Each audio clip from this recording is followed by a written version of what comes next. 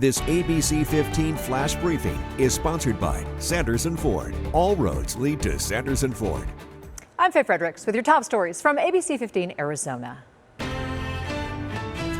DPS with an update on the road rage murder of an 18-year-old woman who was shot and killed along I-10 in the West Valley. DPS now searching for a gray Chrysler 200, possibly a 2010 model, in connection with that shooting. Road rage shootings are becoming more common in Arizona. The gun violence research group Everytown says Arizona ranks second in the nation for road rage shootings this year.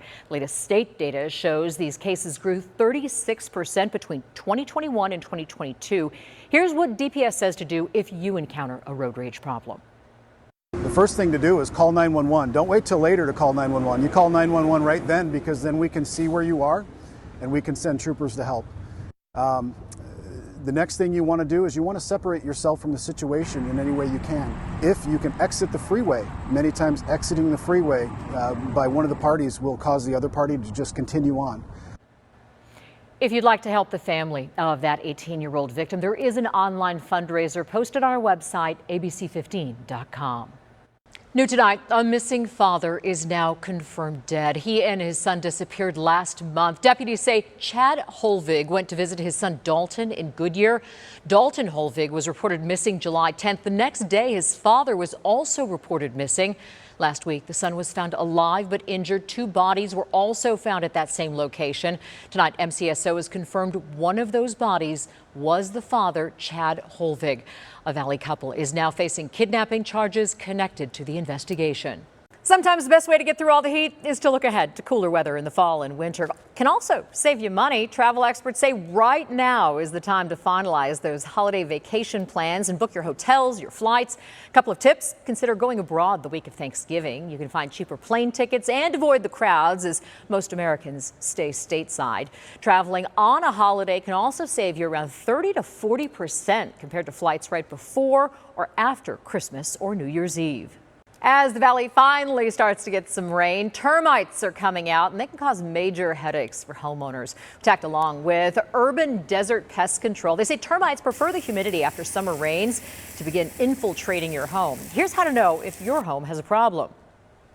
Walking around the house, just look up and down your walls, especially the interior walls. If you notice that your tile or something in your house is cracking, that's typically means there's a crack running through your house, so termites are going to get through that. Tonight on ABC 15 at 6, an inside look at what termite damage looks like behind what are otherwise sturdy baseboards. It's not easy. It costs $1 million a year, but building catchments to provide drinking water for Arizona wildlife is something the agency has been doing since the 1940s. More than 3,000 catchments are up across the state. Each holds about 10,000 gallons, providing life-saving water all year long. No surprise, the biggest need for water for wildlife is during our hot, dry summer months. A crew of 5 works 24/7 to keep the catchments going. They're just a facility that collects rainwater or precipitation, and then it puts it into a storage tank. And then off that storage tank is a drinking trough that allows the wildlife to come when they need to get water.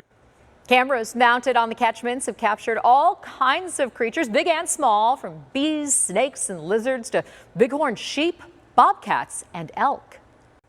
I'm Chief Meteorologist Amber Sullins, tracking your forecast and this excessive heat warning that is now in effect through tomorrow night at 8 p.m. You can see it here for the valley and for areas out to the west in La Paz County and Yuma County along the Colorado River. So for tomorrow, we are back in weather action mode, of course. Temperatures nearing record levels with a high of 114 in Phoenix tomorrow. That puts us within a degree of tomorrow's record set back in 2020. And we're also going to see a chance for showers and thunderstorms in the forecast. Here's Futurecast at 1 o'clock in the afternoon. Storms brewing to our northeast and southeast, and then the potential that we could see a little bit roll in tomorrow night before the chances really ramp up heading into the weekend.